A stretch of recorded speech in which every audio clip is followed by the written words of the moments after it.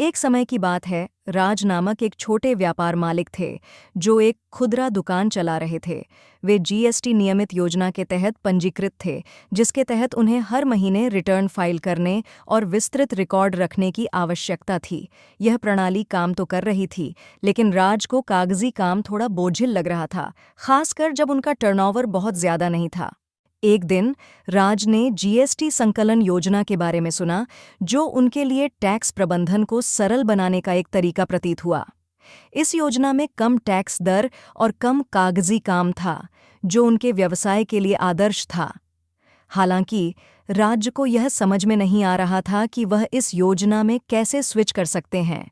राज ने सीखा कि दोनों योजनाओं के बीच परिवर्तन करना सरल था, लेकिन इसके लिए कुछ महत्वपूर्ण कदम उठाने की जरूरत थी।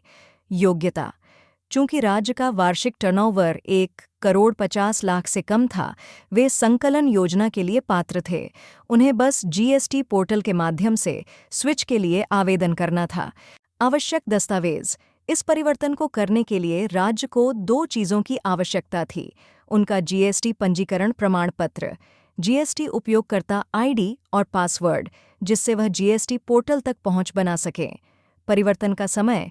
राज्य को यह जानकारी मिली कि आमतौर पर परिवर्तन में करीब 15 दिन लगते हैं, लेकिन उन्हें एआरएन आवेदन संदर्भ संख्या के माध्यम से आवेदन की स्थिति ट्रैक करनी होगी, जो उन्हें आवेदन प्रक्रिया के दौरान प्राप्त हुई थी।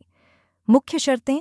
राज्य को संकलन योजना के लिए आवेदन करने के लिए एक निर्धारित समय सीमा का पालन करना था, जो सरकार द्वारा समय समय पर अधिसूचित की जाती थी।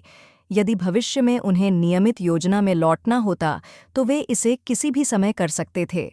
चूंकि राज्य के पास स्टॉक था, उन्हें आईटीसी 03 फॉर्म 30 दिनों के भीतर फाइल करना था, ताकि वह अपने